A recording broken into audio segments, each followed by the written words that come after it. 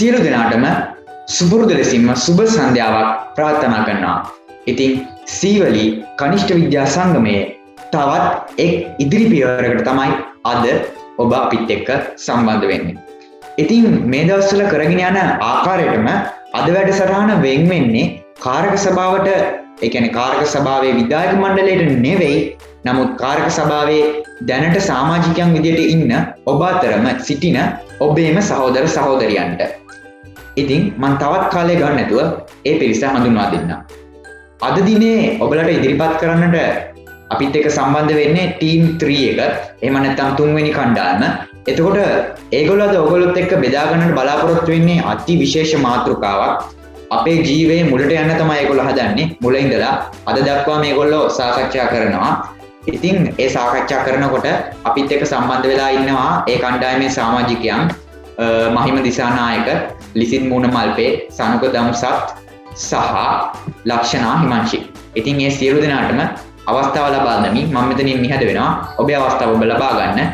ඔබේ ඉදිරිපත් කිරීම සුපිරියට නියමට වෙනදා ආකාරයටම කරගෙන යන්න. බොහොමත්ම ස්තුතියි.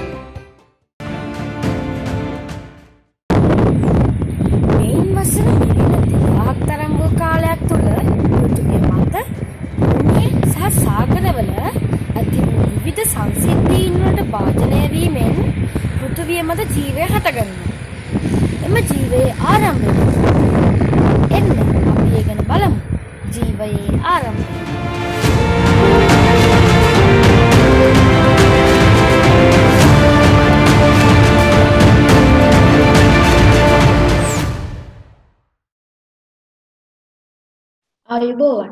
මම මහිම දිසානායක.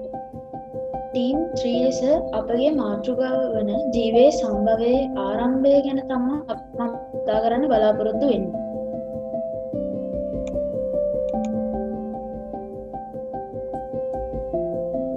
ජීවයේ සම්භවය පිළිබඳ ප්‍රකට මත කිහිපයක්ම තියෙනවා. ඔයාලට දැන් පේනවා ඇති මම මේ ස්ක්‍රීන් එකේ ෂෙයා කරලා තියෙනවා විශේෂම උන්වාදයේ ස්වංසිද්ධ ජනනවාදයේ පිටසක් වලින් ජීවය පැමිණීම එහෙමත් කොස්මොසොයික්වාදයේ ජීවයේ රසායනික පරිණාමය. මම අද වැඩිපුර අවධානයක් යොමු කරන්න බලාපොරොත්තු වෙන්නේ මේවායි ජීවයේ රසායනික පරිණාමය ගැන.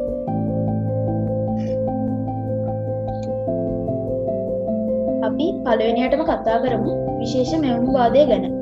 මේකෙන් කියවෙන්නේ සර්ව බලධාරී දෙවියෙක් විසින් ලෝකයේ ජීවය හා ලෝකය මෙවූ බවයි. මේ මතය වැඩිපුරම පතුරවන්න ආගම් මගින් ඒ ආගම් ලෙස හින්දු, ඉස්ලාම්, ක්‍රිස්තියානි වැනි ආගම් අපිට හඳුනා ගන්න පුළුවන්. ඔව් මල්ලි මට මොහොතකට ඔබට බාධා කරන්න සිද්ධ වෙනවා. එතකොට ඔබ මේ පිළිබඳ පොඩි විස්තරයක් කරන්න ඊට පස්සේ මම කතා කරන්නම්. ඔව්. හින්දු ආගමේ සර්ව බලධාරී වන බ්‍රහ්ම ලෝකෙම වූ බවත්, ක්‍රිස්තියානි ආගමේ මෞංකාර දෙවියා විසින් ලෝකෙම වූ බවත්, ඉස්ලාම් ආගමේ අල්ලා දෙවියන් විසින් ලෝකෙම වූ බවත් සඳහන් වෙනවා. මේ මතය වර්තමානයේ වෙන විට පහසුවෙන් බැහැර කළ හැකි මතයක් බවට පත් වෙලා තියෙනවා. ඔව් එතකොට මේ අවස්ථාවේදී ඒ පිළිබඳව මම පොඩි හැඳින්වීමක් කරන්නට බලාපොරොත්තු වෙනවා. මොකද ඕගොල්ලෝ දැන් ආගම් සම්බන්ධව මේ ලෝකයේ විද්‍යාවත් එක්ක පොඩි ගැටණයක් තියෙන නිසා ඒවැ සැබෑ සිදුවීම් හඳුනා ගන්න. එතකොට මෙතනදී විශේෂ මෞංවාදය පිළිගන්න සාමාන්‍ය ආගම් ඔබට පෙන්වලා තියෙන්නේ 3යි. එතකොට මෙතනදී ඔයගොල්ලන්ට පෙන්වලා තියෙනවා හින්දු ආගම, ක්‍රිස්තියානිය සහ ඉස්ලාම්. එතකොට ක්‍රිස්තියානි ආගමේදී පිළිගන්නේ ඒ සර්ව බලධාරී දෙවි කෙනෙක්ම මැව්වා කියලා. එතකොට ඒගොල්ලෝ හඳුන්වන්නේ දෙවියන් වහන්සේ කියලා. එතකොට ඒ දෙවියන් වහන්සේ දින 7ක් ඇතුළත පෘථිවිය මැව්වා කියලා තමයි ඒ ආගමිකයන් විශ්වාස කරන්නේ. එතකොට පළවෙනි දවසේ ආලෝකයත්, දෙවෙනි දවසේ හිරු සහ ආකාශයත්, තුන්වෙනි දවසේ ගොඩබිමත් ශාකත්, හතරවෙනි දවසේ ආකාශයේ පියාඹන සතුන් සහ ජලයේ පිහිනන සතුන් සහ අවසාන වශයෙන් පස්වෙනි දවසේ ආකාරයට එහෙම දිගටම මෙතනදී ඔයගොල්ලන්ට පෙන්නලා තියෙනවා එන විදිය. එතකොට ඒ අවසානයේදී ගොඩබිම සතුන් සහ මනුෂ්‍යයන් මෙව්වට පස්සේ තමයි මේ කතාව ඒගොල්ලොන්ගේ ආකාරයට තියෙන්නේ. එතනින් තමයි අවසන් වෙන්නේ. දින 7 එතනින් අවසන් වෙනවා. එතකොට ඉස්ලාම් ආගමේ ඒ සම්බන්ධවමයි තියෙන්නේ. එතකොට මහා බ්‍රහ්මයා මෙව්ව කියලා හින්දු ආගමේ සඳහන් වෙනවා. නමුත් බුද්ධ ධර්මයේ මේ සම්බන්ධව මීට වඩා වෙනස් මතයක් ප්‍රකාශ කරන්නේ. ඒක අපි කලින් ස්ලයිඩ් එකේදී ඔයගොල්ලන්ට පෙන්වන්න නැති. පිටසක්වලින් ජීවේ පැමිණීම තමයි බුදුදහමේ පිළිගන්න මතය. ඔයගොල්ලෝ සමහර විට ඒක දන්නේ නැතුව ඇති. ඒක ඔයගොල්ලන්ට හදාරන්න පුළුවන් දීඝනිකායේ, ඒ කියන්නේ සූත්‍ර පිටකයේ දීඝනිකායේ තියෙනවා එක්තරා සූත්‍රයක් අග්ගඤ්ඤ සූත්‍රය කියලා. ඒ සූත්‍රයේ තමයි සඳහන් වෙන්නේ ඒ පිටසක්වලින් ජීවේ පැමිණීම පිළිබඳව. නමුත් ඒක එහෙම කෙලින්ම කියන්නේ පිටසක්වලින් ජීවේ පැමිණුණා කියලා. සංකේතාත්මක ඉදිරිපත් කිරීමක් ලබා දීලා තියෙන්නේ ආහාසර බ්‍රහ්ම ලෝකයේ සම්බන්ධව. එතකොට ඒ මතයට තවත් එක් දෙයක් එකතු වෙලා තියෙනවා. මහාචාර්ය චන්ද්‍රා වික්‍රමසිංහ කියලා ශ්‍රී ලාංකික ගණිතඥයෙක් සහ විද්‍යාඥයෙක් ඉන්නවා. එයාත් පිළිගන්නේ මේ මතේ. එතකොට ඒක තමයි බුදුදහම පිළිගන්න මතේ පිටසක්වලින් ජීවිය පැමිණියා කියන එක. එතකොට ඕගොල්ලන්ට ඒක හොයලා බලන්න පුළුවන් මේ අග්ගඤ්ඤ සූත්‍රය හොයලා බලලා සූත්‍ර පිටකයේ දීඝනිකායේ තියෙන දෙයක්. එතකොට ඒ විදිහට තමයි ආගම් අතර තියෙන්නේ. එතකොට දැන් ඕගොල්ලෝ විද්‍යාවයි ආගමයි සම්බන්ධ කරගන්න විදිය ගැන පැටලුමක් ඇති කරගන්න එපා. ඔයගොල්ලෝ ටිකක් කල්පනා කරලා ඒ සම්බන්ධව තීරණයක් ගන්න. ඉදිරියේ තීරණ ගන්නට ඕනි තරම් සාධක මේගොල්ලෝ කියාපායි. බොහොමත් ස්තුතියි. ස්තුතියි. ඊළඟට අපි බලමු මේ සුවන්සිද්ධ ජනවාදය කියන්නේ මොකක්ද කියලා. ඔයාලා සමහරට දැකලා ඇති ඔයාලගේ ගෙදර දි ගොඩක් කුණු ගොඩක් එහෙම තියෙනවා නම් ඒවයි මීයෝ මැස්සු වැනි ජීවීන් මතුවෙනවා. මේ විදිහටම එම සංසිද්ධිය නිරීක්ෂණය කරපු විද්‍යාඥයෙක් තමයි ඇරිස්ටෝටල් කියලා කියන්නේ. මෙයා පුරාණ ග්‍රීසියේ ශ්‍රේෂ්ඨතම දාර්ශනිකයා කියලාද අපිට හඳුන්වන්න පුළුවන්. මෙයා මේක දැක්කහම හිතුවා ජීවය ඉබේ පහළ වෙනවා කියලා. ඉතින් මෙයා ඒක ස්වයංසිද්ධ ජනනවාදය නමින් ඉදිරිපත් කළා. ඒත් මේක වර්තමානයේ විදවටු මතයක් බවට පත් වෙලා තියෙනවා. ඒ වර්තමාන විද්‍යාඥයන් දෙදෙනෙකු වන ලුයි පාස්චර් හා ෆ්‍රැන්සිස්කෝ කොරේස් විසින් පරීක්ෂණ දෙකක් කළා බිඳවට්ටන හින්දා. ඔයාලට පහර රූප සටහන් වලින් පේන්නේ ලුයි පාස්චර් හා ඔහුගේ එම මතය බිඳවට්ටන්න යොදාගත් උපකරණ. ලුයි පාස්චර් දකුණු දෙසිනු ඔහුගේ එම උපකරණය වම් දෙසිනු තිස්සන. පිටසක් වලින් ජීවය පැමිණීම. මේ මතය සමහරට ඔයාලා අහලා තියෙන්නත් පුළුවන්. මේකේ වෙන්නේ ග්‍රාහකයක තිබුණු ජීවි අණුවක් තාපයට පීඩනයට ආදී දේට ඔරොත්තු දෙමින් පෘථිවියටම කඩා වැටුණා කියලා. මේක මාලින්ද අයියා කිව්වා වගේ බුදුදහමේ සඳහන් වෙන මතය. ජීවයේ රසායනික පරිණාමය. ඒ කියන්නේ රසායනික ක්‍රියාවලියක් මකින් ජීවය බිහි වූ බව. මේක මුලින්ම ඉදිරිපත් කළේ ඇලෙක්සැන්ඩර් ඔපෙරින් හා ජේ.බී.ඒ. ෂෙල්ඩන් කියන විද්‍යාඥයන් දෙදෙනා විසින්. ඒ 1924 දී. සුප් එක. ඔව් මේ දෙන්නගේ මතය වුණේ ජීවයේ ආරම්භය අතීතයේ පැවතිච්ච විශාල රසායනික ද්‍රව්‍ය සාගරයකින් සිදු වුණා කියලා. මෙයාලා මේකට නම දැම්ම ආදි සූපය කියලා. ඒ ඔයාලා දැකලා ඇති සුප් එකකට බොහෝ දේවල් දානවා. මස් මාළු ආදී බොහෝ දේවල් දානවා. ඒ වගේ මේකත් හැදිලා තියෙන්නේ නයිට්‍රජන්, ඔක්සිජන්, හයිඩ්‍රජන්, හීලියම්, ජල වාෂ්ප වැනි පරමාණු හා සංයෝග එකතු වීමෙන්. මේක අකුණු UV කිරණ ඉගිනිකදු ආදී ශක්තිය අරගෙන විද්‍යුත් විපර්යාස වලට ලක් කරලා ද්‍රව බවට පත් වුණා. දැන් මේ සංසිද්ධි ස්ක්‍රීන් එකේ පියවර වශයෙන් බලා ගන්න පුළුවන්. මේකේ තියෙනවා කොයසවේට කියලා જાතියක්. අපි දැන් බලමු මේ කොයසවේට කියලා කියන්නේ මොනවද?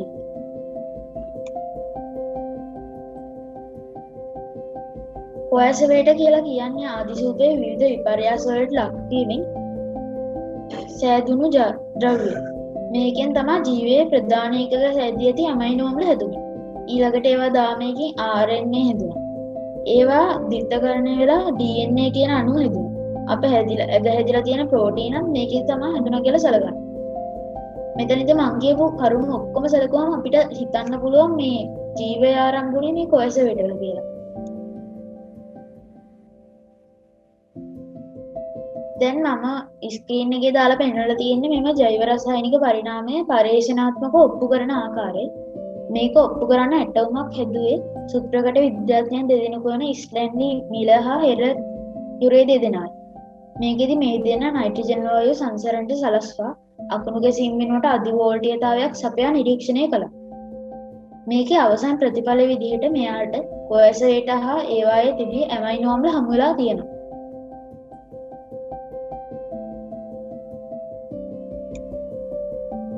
මේ කොයසවේට වල ඇමයිනෝ අම්ල හා ප්‍රෝටීන එකතු වෙලා හැදුණු පළවෙනි ජීවියා තමයි ප්‍රාග්නිෂ්ටික බැක්ටීරියා කියලා කියන්නේ. මේක තනි ශෛලයකින් යුක්ත වුණු අතර නෂ්ටික ද්‍රව්‍ය මෙයාලගේ පටලයකින් වට වෙලා තිබෙන්නේ නැහැ. මේ රූපයේ වර්තමානයේ දක්වා පරිණාමය වූ එවැනි ජීවියෙක්ගේ රූපයක් පෙන්වන්නේ මීට වඩා බොහොම සරල පද්ධතියක් තමයි මේ ජීවින්ට තිබුණේ. මේ හැදිච්ච ප්‍රාග්නස්ටික සෛල වැඩි දියුණු වෙලා ඊළඟට හැදුණා ශූන්‍යෂ්ටික සෛල ජීවීන්. මෙයාලගේ සෛල පද්ධතිය ටිකක් සංකීර්ණයි. ඒක ඔයාලට මේ රූපේ දිහා දැක්කම බලා ගන්න පුළුවන්. මෙයාලගේ න්‍යෂ්ටික ද්‍රව්‍ය පටලයකින් වට වී තිබීම විශේෂත්වයක්. මේ තියෙන කොයසවේට වලින් ප්‍රාග්නස්ටික සෛලත් ඒ වයින් ශූන්‍යෂ්ටික සෛලත් කාටිලේජ් මසිනුත් තස්තික මසිනුත් ඒ වයින් උභයජීවීනුත් තුරගයනුත් ක්ෂීරපායිනුත් ලොමු සහිත ක්ෂීරපායිනුත් විකරණය වී ඒ වයින් මිනිසා දක්වා පරිණාමය වීම. මෙහෙම ජීවය බිහි වුණාට පස්සේ වර්තමාන මිනිසා දක්වා ඒවා පරිණාමය වූයේ කෙසේද? වුන් පසු කරපු යුග මොනවාද? මේවා ගැන පැහැදිලි කිරීමට මම දැන් ආරාධනා කරනවා සනුගදක්ෂත් මල්ලි.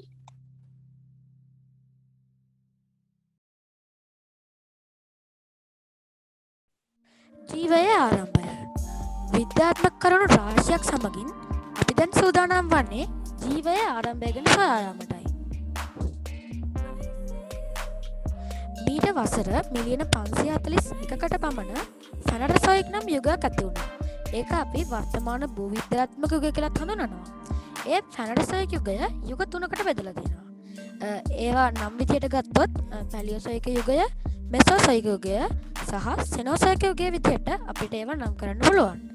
අද අපි කතා කරන්න යන්නේ පැලියොසොයික යුගය ගැන. මොකක්ද මේ පැලියොසොයික යුගය කියන්නේ? පැලියොසොයික යුගය කියන්නේ අදින් වසර මිලියන 252කට පමණ කලින් මහා කේන්ද්‍රයානු පිපිරීමකින් සංසිද්ධිය නිසා සාගර ජීවීන්ගෙන් එහෙමත් නැත්නම් සාගර සතුන්ගෙන් අසාමාන්‍ය විවිධාංගීකරණය හින්දා ඇතිවුණු ප්‍රතිඵලයක් තමයි මේ පැලියොසොයික යුගය කියන්නේ. අපි දැන් බලමු මේ පැලියොසොයික යුගයේ හිටපු සතුන් ගැන. ඒ සතුන් ජීවත් වුණු ස්වරූපය ගැන. පැලියොසොයික යුගයේ භෞමික පරිසරය සරල ස්වරූපයකින් තොර වුණා. අපි ඉස්සෙල්ලා කතා කරපු කේම්බ්‍රියානු පිපිරීමකින් සංසිද්ධිය හින්දා පරිණාමයේ තියුණු වැඩිවීමක් තිබීමත් සමග ආරම්භයේදීම අර අපි ඉස්සෙල්ලා කතා කරා වගේ දැඩි ලෙස විවිධාංගීකරණය වුණ හින්දා අලුත් සත්ත්ව විශේෂ රාශියක් ඇති වුණා. මෙහිදී සියලුම සාගර පරිසරයට අනුව අනුවර්තනය වූ ජීවන ස්වරූපයක් සහිත සමුද්‍ර විශේෂ ගණනාවකින් පොසිල හම්බලා තියෙනවා වර්තමාන විද්‍යාඥයන්ට. අපි ඊගාට බලමු පැලියොසොයික යුගයේ ජීවත් වුණු සත්ත්ව විශේෂ ගැන.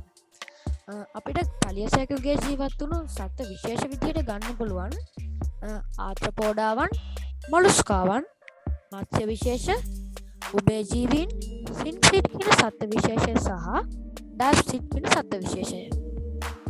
අපි දැන් මේ සත්ත්ව විශේෂ එකින් එක පැහැදිලි කරමින් මේ සත්ත්ව විශේෂ ගැන පුළුල් දැනුමක් ලබා ගමු. අංක 1 විදිහට අපි ආත්‍රපෝඩාවන් ගැන කතා කරමු. ආත්‍රපෝඩාවන් කියන්නේ ඇටසැකිල්ලක් තියෙන කොටස් වූ ශරීරයක් සහ යුගලනය වූ ඒකාබද්ධ උපාංග සහිත අපෘෂ්ඨවංශික. ඒ කියන්නේ කොඳු අටපලක් නැති සත්තුන්ට තමයි මේ ආත්‍රපෝඩාවන් කියලා කියන්නේ. පැලියොසොයික යුගයේ ජීවත් වුණු ආත්‍රපෝඩාවන්ට උදාහරණ තමයි ට්‍රයිලොබයිට්, යුරෝබ්‍රයිඩ්රයිඩ්, සිෆොසුරා, මැරලොමෝ, ආත්‍රොප්ලියුරා සහ මේෆ්ලයි කියන සත්ත්ව විශේෂ 6 ප්‍රධාන වශයෙන්ම පැලියොසොයික යුගයේ ජීවත් වුණු ආත්‍රපෝඩාවන් විදිහට අපිට ගන්න පුළුවන්. ඊගාට අපි බලමු මොලුස්කාවන් ගැන. කවුද මේ මොලුස්කාවන් කියන්නේ? මොලුස්කාවන් කියන්නේ අපි ඉස්සෙල්ලා කතා කරපු ආත්‍රපෝඩාවන්ට පස්සේ දෙවන විශාලතම අපෘෂ්ඨවංශී සත්ව කාණ්ඩය. මේ මොලුස්කාවන්ගේ විශේෂ 85000ක් පමණ මේ වන විට හඳුනගෙන තියෙනවා. පැලියසයකගේ ජීවත් වුණු මොලුස්කාවන් විදිහට අපිට ගන්න පුළුවන් සෙෆලොපොඩ්, ඇමෝනයිට්, මොනෝප්ලොකොෆොරා, නාඩ්ලොයිඩ් සහ ඔතෝසෙරයිඩ් කියන සත්ත්ව විශේෂ පහ ප්‍රධාන වශයෙන්ම මොලුස්ක පැලියසයකගේ ජීවත් වුණු මොලුස්කාවන් විදිහට අපිට ගන්න පුළුවන්.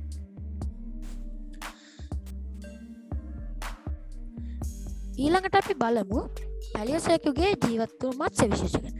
මම හිතනවා මත්ස්‍ය විශේෂ ගැන නම් එහෙම නැත්නම් මාළු ගැන ඔයගලන්ට අමුතුවෙන් පැහැදිලි කරන්න දෙයක් නැහැ කියලා. ඒත් අපි විශේෂ විස්තරයක් කරොත් එහෙම මත්ස්‍යයන් එහෙමත් නැත්නම් මාළු කියන්නේ අත්පා නොමැති වරල් සහිත ජලජ ජීවීන්ට. ජලජ ජීවීන් කියන්නේ මුහුදේ ජීවත් වන ජීවීන්ට. මුහුදේ සහ ජලයේ. පැලියසයකගේ ජීවත් වූ ජලජ ජීවීන්ට එහෙමත් නැත්නම් මාළුන්ට උදාහරණ විදිහට අපි ගත්තොත් හෙලිකොප්ටරියන් කියන මාළු జాතිය, සීලකෑන්ත් කියන මාළු జాතිය අපිට ගන්න පුළුවන් ප්‍රධාන වශයෙන්ම පැලියසයකගේ ජීවත් වෙන මත්ස්‍ය විශේෂ විදිහට. අපි ඊළඟට කතා කරන්න යන්නේ උභයජීවීන් ගැන. උභයජීවීන් එහෙමත් නැත්නම් ඇම්ෆිබියන්ස්ලා කියන්නේ විවිධ වාසස්ථානවල වාසය කරන මේ ඇම්ෆිබියන්ස්ලා බොහෝ විශේෂ ජීවත් වන්නේ භෞමික, පොසිල, වෘක්ෂලතා ආදියෙන් හෝ මිරිදිය ජලජ පරිසර පද්ධති තුළ. මෙහිදී වෘක්ෂලතා විදියට අපි අදහස් කරන්නේ අද කාලයේ පවතින වෘක්ෂලතාවන් නෙමෙයි. ඒ කාලේ තිබුණ ප්‍රභා සංශ්ලේෂණය කරන ඇල්ගී සහ තලසාකාර ව්‍යුහ තිබුණා. තව කිව්වොත් පර්ණාංග වැනි දේවල් තමයි මේ වෘක්ෂලතා ආදියට වැටෙන්නේ. ඒ වගේම මේ උභයජීවීන් ඔක්කොම අයත් වන්නේ ලිස්සාම් බිපියා කියන සත්ත්ව කාණ්ඩයට. අපි දැන් බලමු මේ උභයජීවීන් කවුද කියලා. මේ පැලියසයකගේ ජීවත් වුණු උභයජීවීන් කවුද කියලා. අංක 1 විදියට අපිට ගන්න පුළුවන් ලෙපොස්පොන්ඩිල කියන විශේෂය. දෙවනියට මයික්‍රොසෝරියා, තුන්වැනියට නෙක්ට්‍රිඩියා සහ හතරවැනියට ඉරියොප්ස් කියන විශේෂය අපිට ගන්න පුළුවන්. අපි ඊළඟට බලමු සින්සිට් කියන සත්ත්ව විශේෂය. මේ සින්සිට් කියන්නේ ශීරපායින්. ශීරපායින් කියන්නේ කිරිබී වැඩෙන සත්ව විශේෂයක්. සතුන් සහ ඇමිනියොට් පන්තියේ අනිකුත් සමාජිකයන්ට වඩා උරගයින්ට සහ පක්ෂීන්ට වඩා සමීප සම්බන්ධ සෑම සතෙකුම ඇතුළත් වන සමූහයක් තමයි මේ සින්සිට් කියන්නේ. ඊකට අපි බලමු ඩයප්සිඩ්ලා ගැන. මේ ඩයප්සිඩ්ලා කියන්නේ වසර මිලියන 300කට පමණ පෙර, ඒ කියන්නේ අපි ඉහත සඳහන් කළ ආකාරයට පැලියසයකගේ ඇති වුණේ මීට වසර මිලියන 252කට පමණ කලින්.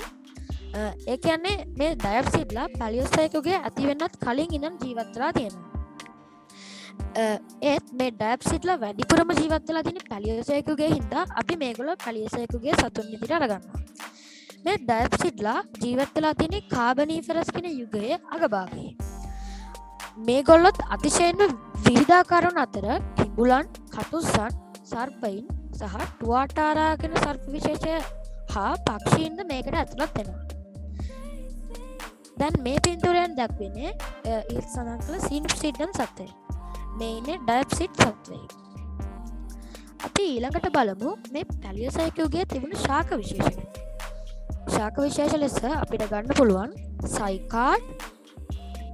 සයිකාඩ්, ග්ලොපොස්ටෙරයිඩ්, ප්‍රාථමික කේතුදර, පර්ණාංග, එහෙමත් නැත්නම් ෆර්න් කියන ශාක විශේෂ අපිට මේ පැලියසයකගේ තිබුණු ශාක විශේෂ ලෙස ගන්න පුළුවන්. ඊළඟට අපි බලමු මේ පැලියසයකගේ පාරිසරික ස්වභාවය. මේ පැලියසයකගේ අධික උෂ්ණත්වයක් තිබුණා. මේ දැන් කාලේ තියෙන තෙත්බිම් ඒ කාලේ තිබුණේ වියලි ශුෂ්ක ගොඩබිම් ලෙස. මේ පැලියසයකගේදී ගොඩබිම ගස්වීම විශාල වශයෙන් සිදු වුණා. මුහුදේ මත්ස්‍යයන් විශාල වශයෙන් වර්ධනයක් වුණා. වසර මිලියන 359කට පෙර කාලේ අවසන් වනට දකුණු ද්‍රවය එහෙමත් නැත්නම් දක්ෂිණ ද්‍රව ප්‍රදේශයෙන් මත අයිස් සෑදීම සිදු වුණා. මේ අයිස් සෑදීම නිසා අපි ඉහත සඳහන් කළ විශාල ප්‍රමාණයෙන් වර්ධනය වූ මත්ස්‍යයන් 70%කට ආසන්න සංඛ්‍යාවක් වඳ වී ගියා. මේ අයිස් සෑදුරින්ද මත්ස්‍යයන් වඳ වී ගියේ අයිස් වලට මුහුදු වතුර වනනේ. ඒකින්ද අයිස්සරට යොදාගන්නු මුහුදු වතුර මුහුදෙන් අඩුවීම නිසා තමයි මේ මත්සින් වද වුණේ. ඊළඟට ඔබට මේ පින්තූරෙන් පැහැදිලි වෙනවා ඇති මේකේ මේ රතු පාටින් සහ කහ පාටින් දක්වලා තියෙන පැලියසයකගේ උෂ්ණත්වය අධික ප්‍රදේශ, කොළ පාටින් සහ දම් පාටින් දක්වා තිබෙන්නේ උෂ්ණත්වය එතරම්ම නැති ප්‍රදේශ. ඉතින් අදට මාගේ කතාව අවසానයි. මම හිතනවා ඔබට පැලියසයකගේ ගැන පුළුල් දැනුමක් ලැබෙන්නේ නැති කියලා. ඊළඟට මම මෙසෝසයකගේ ගැන කතා කිරීමට ලිසිත් මූණමල්පේ අයියට ආරාධනා කරනවා. ස්තුතියි සංඝ සහෝදරයා. අද මම කතා කරන්න යන්නේ මෙසෝසයකගේ ගැන. මේ මෙසෝසයකගේට සමහර අය මද ජීවිතය කියලා කියනවා. ඒකට හේතුව තමයි සෙනෝසයකගේට වැලෝසයකගේට මැදින් පැවතීම. ඒ වගේම මේ මෙසෝසයකගේට අපි තව කියනවා උරගයන්ගේ යුගය කියලා. ඒකට හේතුව තමයි මේ කාලේ ගොඩක් ඉඳලා තියෙන උරගයන්. මෙසෝසයකගේ කාලවකවානු කොතරම් දිගයිද? වසර මිලියන 245ක ඉඳන් 65 වෙනකම් මෙසෝසයකගේ කාලවකවානු තිබිලා තියෙනවා. ඒක ප්‍රධාන යුග තුනකට බෙදෙනවා. ට්‍රියාසික් යුගය, ජුරාසික් යුගය, ක්‍රේටාසික් යුගය. අපි බලමු මෙසෝසයක යුගයේ සතුන්. ඩයිනසෝරයන්, ටෙරෝසෝරයන්, ඇමොනයිට්, මෝරුන්, ප්ලීසියෝසෝරයන්, පිතියෝසෝරයන්, මෙසෝසෝරස්, සිව්ඩෝසිටියන්. අපි බලමු මෙසෝසයක යුගයේ ශාක. මෙසෝසයක යුගයේ තියෙන ශාක මොනවද? රෙඩ්වුඩ්ස්, යූගස්, පයින්, අවුරෝපාරියා, සයිප්‍රස්, සිව්ඩෝ පෙරනපිසිස්. මෙසෝසයක යුගයේ භූෂණතා. මෙසෝසයක යුගයේ ගොඩක් ප්‍රශ්න කාලයක්. හැබැයි කලින් තිබ්බ පැලෝසයක යුගයත් එක්ක බලද්දි මේකේ රස ටිකක් අඩුයි.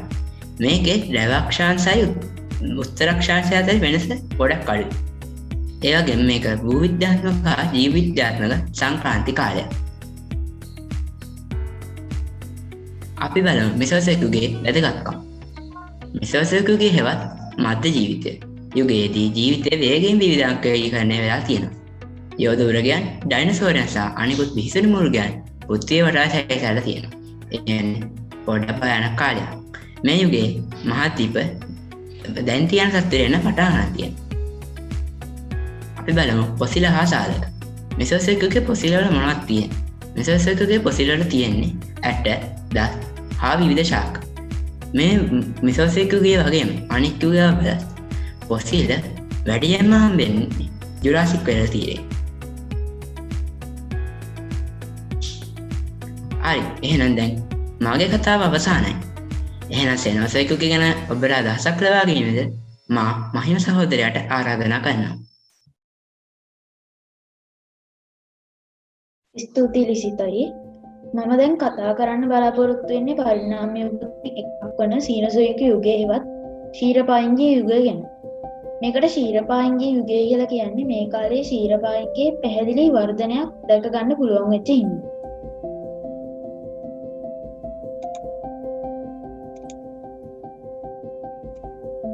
ඔයාලා දැන් කලින් දැනගන්න ඇති පරිණාමික යුග තුනේ දෙකක් වන ප්ලියෝසොයික හා මීසොයික යුග ගැන. ඒවායේ අවසානය ගැන. දැන් අපි කතා කරමු තුන්වැනි යුගයේ හෙවත් සීනසොයික යුගය පිළිබඳ සිතට ගන්නාසුළු වැදගත් කරුණු කිහිපයක්. අපි සීනෝසොයික යුගයේ කාල පරාසය ගැන බැලුවොත් ඒක අවුරුදු මිලියන 63කට කලින් ආරම්භ වුණා කියලා අපිට හිතන්න පුළුවන්. ඒක තාමත් වර්තමානයේ දක්වාම පැවතගෙන එනවා. ඒකත් විවිධ යුග ලෙස තවත් බෙදෙනවා. අපි ඒවා ගැන දැන් යමු. අප දැන් කතා කරන සීනසොයික යුගය ඉංග්‍රීසියෙන් සීනසොයික් එර තවත් ප්‍රධාන කොටස් දෙකකට බෙදෙනවා. ඒ තෘතීක අවධිය හා චතුර්ථ අවධිය වශයෙන්. මෙව කාල දෙකෙන් වැඩිම වසර ගණනක් ගෙවී තිබෙන්නේ තෘතීක අවධිය සඳහා. තෘතීක අවධිය නැවත උපකොටස් දෙකකට බෙදෙනවා. ඒ පැලියෝජීන වකවානුව වසර මිලියන 65කට පෙර පටන් අරගෙන වසර මිලියන 23කට පෙර අවසන් වෙලා තියෙනවා. නියෝජිත වකවානුව වසර මිලියන 23කට පෙර සිට වසර මිලියන 2.6කට පෙර දක්වා පැවතී තිබෙනවා. අපි දැන් කතා කරමු සීනසොයික යුගයේ වැදගත්කම්. මේක වැදගත් වෙන්න හේතු ගොඩක් තියෙනවා. ක්ෂීරපායින්, පක්ෂීන්, කරාබ්කාර කෘමීන්ගේ ප්‍රධාන විකිරණය මේ කාලේ සිද්ධ වෙලා තියෙනවා. සපුෂ්ඨ ඉහළ යාමක් මේ කාලයේදී තමයි වර්ධනය වෙලා තියෙන්නේ. බොහෝ වර්තමාන ක්ෂීරපායි ගෝත්‍රයන්ගේ විකරණයද මේ කාලේ සිද්ධ වුණා කියලා සැලකෙනවා. බොහෝ ප්‍රමේඨාකාණ්ඩවල සම්භවයද මේ යුගයේදී තමයි සිද්ධ වුණේ. ආදිදම් මානව පූර්වජයා හා ද්විපාද මානව පූර්වජයා මේ යුගයේ බිහි වුණා කියලා අපි සැලකනවා. මිනිසා ආයතන හෝමෝගණයද මේ යුගයේ බිහි වුණා කියලා තමයි විද්‍යාඥයන් සැකපල කරන්නේ. ඔව් මල්ලි අලිත් කරක් පොඩි බාධාවක් කරන්න සිදු වෙනවා මට සමා වෙන්න. එතකොට ඔයගොල්ලන්ට ඒකදී වචනයක් හඳුන්වා දෙන්න ඇති විකරණය කියලා. ඇත්තනම් මේක විකරණය කියන අදහස සාමාන්‍යයෙන් පාරිභාෂික වචන අනුව ගත්තොත් බෙදී යාමක් වගේ ක්‍රියාවලියක්. ඒ කියන්නේ ඇත්තටම දැන් ක්ෂීරපායින්, පක්ෂීන්, පරාකාරක කෘමීන් එකම ධාරාවක ජීවීන් කොට්ටාශයක් විදියට ඇවිල්ලා වෙන වෙනම බෙදිලා යන එකට තමයි උතන විකරණය කියන වචනේ පාවිච්චි වෙලා තියෙන්නේ. හරියට බෙදී යෑමක් වගේ සංසිද්ධියක් නිරූපණය කරන්න තමයි. එතකොට ඒක පරිණාමයේම එක්තරා ආකාරයක්ම තමයි. ඉතින් අපි ඉස්සරහට යන්න. ස්තුතියි. දැන් අපි කතා කරමු සීනසොයික් යුගයේ ජීවත් වෙච්ච සත්තු ගැන. මේ යුගයේ ජීවත් වෙච්ච සත්තු ලෙස අපිට මීයන්, හිරාකොතේරියම් හෙවත් වර්තමාන අශ්වයාගේ පූර්වජයා, රයිනෝසිරස්, අලියතුන් හා හෙවත් ඔබ කවුරුත් දන්නා මැමත්ලා ගවයන් හඳුනා ගන්න පුළුවන්. මොවුන්ගේ ශරීරයේ ලෝම බහුල ලෙස වැඩි දිවෙනවා. ඔයාලට මේ රයිනෝසිරස්ගේ රූපය දිහා බලුවම මේක පේනවා.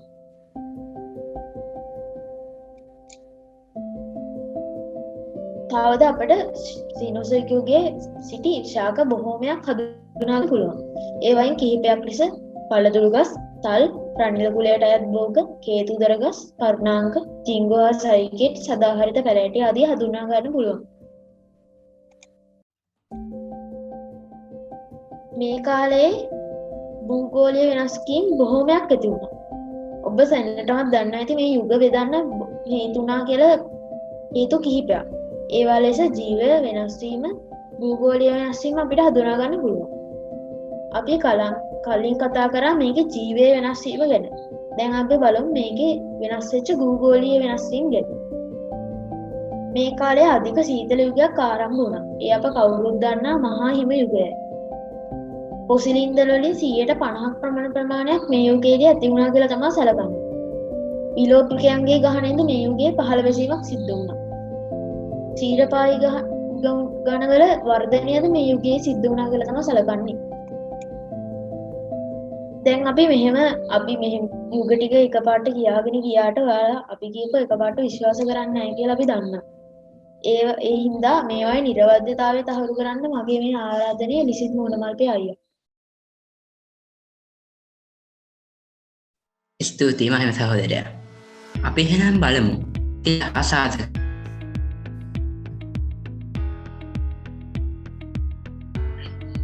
පොසිල හා සාධක. පෞරාණික මුහුද, විල් සහ ගංගාශ්‍රිත වැලි සහ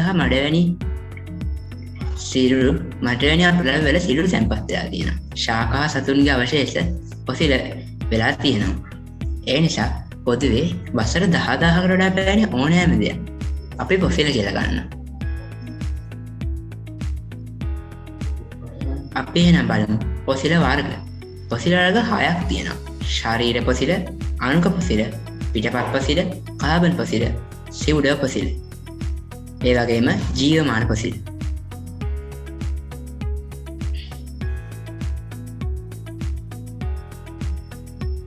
අපි එහෙනම් යමු එක පොසිල් වර්ගයක් ගැන කතා කරන්න. මුලින්ම කතා කරමු බොඩි පොසිල්ස් ගැන. ලෝක පුරා බහුලව දක්වන්න ලැබෙන පොසිල් වර්ගය තමයි මේ වර්ගය. ඒවා හැදිලා තියෙන්නේ මේගේ සත්තුන්ගේ හා ශාකවල අවශේෂ වලින්. බොහෝ මේ જાතියේ බොහෝ පොසිල ඝන කොටස් වලින් සමන්විතයි. ඒවට අපි උදාහරණ විදිහට දත්, ඇටකටු, කටු, හෝ දැවමය පදන් සහ අතු වැනි දේ ගන්න පුළුවන්. අපි බලමු මොලිකියුලර් ෆොසිල්ස්. මොලිකියුලර් ෆොසිල් එකක් කියන්නේ සරල සංරක්ෂණය තියෙන කාබනික ද්‍රව්‍යයක්. ඒක පොසිල් වලට පරිවර්තනය වෙලා ගොඩක් දුරට දිරාපත් වෙලා තියෙනවා. ජීවය හැදිච්ච අණුක ව්‍යුහයේම හැදිලා තියෙන නිසා මේ පොසිල ඉතාමත් සියුම්. අපි බලමු ට්‍රේස් ෆොසිල්ස් ගැන. ඉතිහාස ෆොසිල්ස් ඒ ජාතිය ෆොසිල්ස් අපි පිටවත් ෆොසිල් එහෙම නැත්නම් ට්‍රේස් ෆොසිල් විදිහට හඳුන්වනවා. ජීවිතයේ විවිධ ක්‍රියාකාරකම් හා හැසිරීම් වලට මේක හොඳ භූවිද්‍යාත්මක සාධකයක්. මොකද මේ වගේ ෆොසිල් හැදෙන්නේ යම්කිසි සතෙක් ගලක හෝ ලීයක එහෙම නැත්නම් ගහක වගේ එකක් ගෑවුනම තමයි මේ ෆොසිල් හැදෙන්නේ.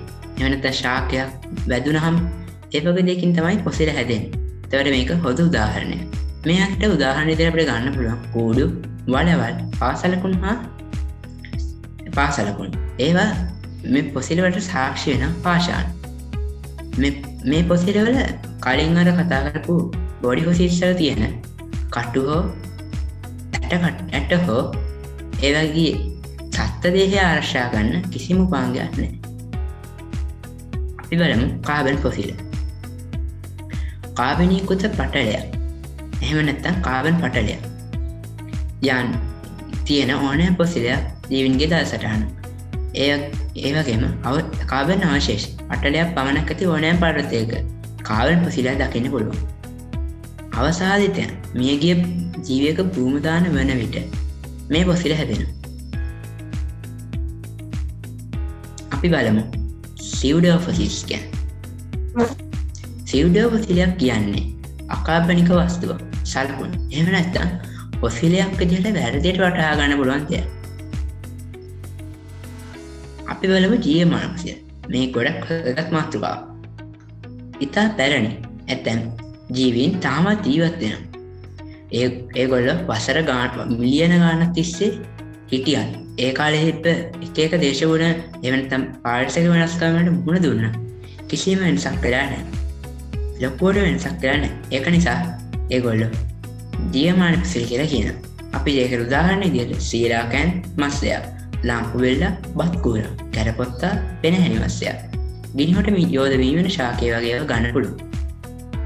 එහෙනම් දැන් ඊළඟට අපි ඊළඟ අවස්ථාවට යමු. ඔව් මට අවස්ථාව ලබා දුන් ලිහිතට ස්තුතියි. මම දැන් කතා කරන්න යන්නේ මේ ජීවයේ පදනම කියන මාතෘකාව යටතේ තියෙන පොත් ගැන. පොත් සහ චිත්‍රපට ගැන. අපි පළමුවෙන්ම කතා කරනවා The Lost World. මේ The Lost World කියන කෘතියෙන් කියවෙන්නේ ප්‍රාග් ඓතිහාසික යුගයේ ජීවත් වුණු සතුන් දකුණු ඇමරිකාවේ ඇමසන් සතුන් ගැන දකුණු ඇමරිකාවේ ඇමසන් ද්‍රෝණියේ සානුවක කළ ගවේෂණයක් ගැනත් එම ද්‍රෝණියේම සිටින ගෝත්‍රිකයන් දෙකොටසක් අතර ඇති වූ යුද්ධයක් ගැන තමයි මේ The Lost World කෘතියෙන් කියවෙන්නේ. මේ Lost World කෘතියේ රචකයා තමයි සර් ආතර් කොනන් ඩොයිල්. මේක ඉස්සෙල්ලම පළ කරලා තියෙන්නේ එංගලන්තයේ. එහෙම නැත්නම් එක්සත් රාජධානියේ. භාෂාව තමයි ඉංග්‍රීසි. මේකේ සීරීස් එක තමයි ප්‍රොෆෙසර් චැලෙන්ජර් කියන සීරීස් එක. මේකේ අංශය විද්‍යාංශය.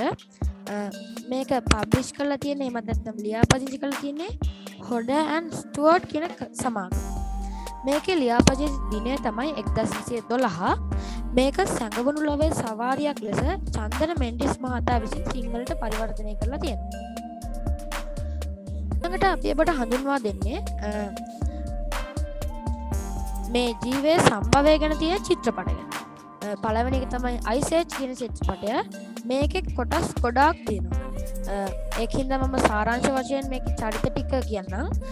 මේකේ නම් මැනී නම් මැමත් අලියෙක්, ඩියාගෝ නම් ස්කොටියෙක් සහ සිප් කියලා සතෙක් සහ මේකෙන් කියවෙන්නේ මහා හිමයුගය ගැන. මේකේ කොටස් තියෙනවා Ice Age, The Meltdown, Dawn of the Dinosaurs, Continental Drift, Collision Course, Adventure of Buckfield. මේක නිෂ්පාදකයා තමයි මයිකල් ජේ විල්සන්. මේක ඉස්සෙල්ලම රිලීස් කළ තියෙන්නේ 2002 අවුරුද්දේ. මේකේ අයිතිකාරයෝ තමයි 20th Century Studios කියන සමාගම සහ Blue Sky Studios කියන සමාගම. මේ Blue Sky Studios සමාගම Walt Disney Company කියලා හඳුන්වනවා. Disney සමාගම. ඊගාට මේකේ IMDb රේට් එක එහෙම නැත්නම් Internet Movie Database රේටිං එක 7.5 10 අතර තමයි තියෙන්නේ. ඊළඟ චිත්‍රපටය විදිහට අපි ඔබට හඳුන්වලා දෙන්නේ ජුරාසික් පාක් කියන චිත්‍රපටය. ජුරාසික් පාක් සහ ජුරාසික් වර්ල්ඩ්. මේ චිත්‍රපටය ගැන නම් මම හිතනවා ඔයගොල්ලෝ හැමෝම දන්නවා ඇති කියලා. මේ ජුරාසික් වර්ල්ඩ් චිත්‍රපටය වෙන්නේ ඩයිනෝසරයන්ගේ උද්‍යානයක් ගැන තමයි මේක කියවෙන්නේ. ඒ වගේම ඩයිනෝසරයන්ගේ ප්‍රචණ්ඩ ක්‍රියා සහ ඒවා මැඩ පැවැත්වීමට මිනිසුන් ගන්නා උත්සාහයන් වැරදි සිදුවන ප්‍රචණ්ඩකාරී තත්ත්වයක් ගැන තමයි මේකදී කියන්නේ. මේක අධ්‍යක්ෂණය කළ තියෙන්නේ කොලින් ට්‍රෙවරෝ. මේකේ කතාව නිලියලා තියෙන්නේ ඩික් ජෙෆා සහ අමන්ඩා සිල්වර්. මේක නිෂ්පාදනය කළ තියෙන්නේ ෆ්‍රැන්ක් මාෂල් සහ පැට්‍රික් ක්‍රෝලි. මේක එඩිට් කරලා තියෙන්නේ කෙවින් ස්මිත්. සංගීතය සපයලා තියෙන්නේ මයිකල් ගියාෂිනෝ. මේක මුලින්ම රිලීස් කරලා තියෙන්නේ 2015 මැයි 29 වෙනිදා. රට ඇමරිකාව, භාෂාව ඉංග්‍රීසි. ඒ වගේම මේකේ IMDb එක නොහොත් ඉන්ටර්නෙට් මූවි ඩේටාබේස් එක. එහෙනම් අද අපි කතා කරමු ටික සාරාංශයක් විදිහට මම ඔබට වීඩියෝ එකක් මෙතන දාන්න. Charles Darwin was a famous scientist in the 1800s. He was famous because he came up with an idea that changed the way we think about life on Earth forever: the theory of evolution. Darwin loved animals and studied them all of his life. In 1831, he went on an exciting voyage aboard the ship HMS Beagle. The Beagle visited the coast and islands of South America and Australia, where Darwin observed and collected a wide range of weird and wonderful plants and animals. When he got back to England, he analysed his collection closely. That was when his ideas about evolution started to form. Darwin had found around 15 different species of finch when he was on the Galapagos Islands. He noticed that the birds were similar to other finches in lots of ways, but their beaks were all different shapes. Darwin looked into it further. He realised that the different beaks matched the type of food available on each island. The finches who ate insects had skinny, pointed beaks, so they could pick them up better. And those that ate hard fruits had beaks that were sharp, so they could get through the skin. Darwin decided that there was only one way that this could have happened. The birds must have adapted to their environment over time. This led into another idea, which he called the survival of the fittest. In any environment, plants and animals from the same species show natural variation in their physical characteristics, such as neck length in giraffes.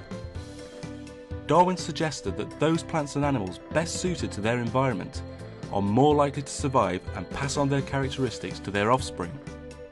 Over a long period of time, the characteristics of the surviving members of the species will come to predominate. Confused? Take the peppered moth. In London in the early 1800s, 98% of peppered moths had light-coloured bodies. Only 2% were dark. The light moths were very happy because they were the same colour as the trees, which meant that they could easily hide from hungry birds.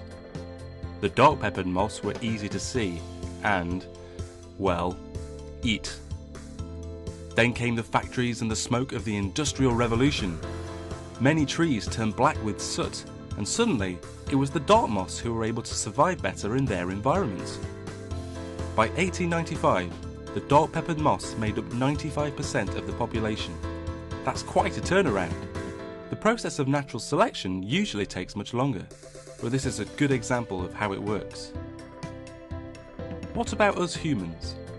Good question.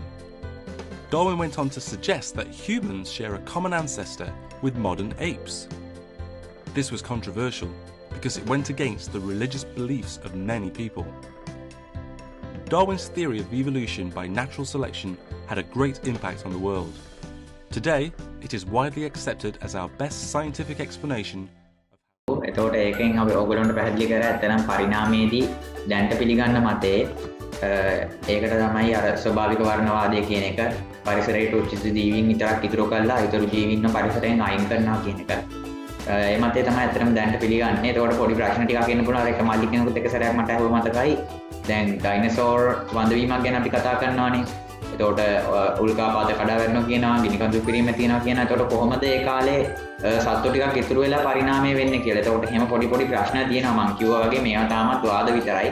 මම නම් හිතන්නේ කවදාවත් මේවා විද්‍යාව තුළින් අපි මේ කතා කරන විද්‍යාව තුළින් මේකට උත්තරයක් හොයන්න, ඒ කියන්නේ අන්තිම උත්තරයක් හොයන්න අමාරුයි කියලා.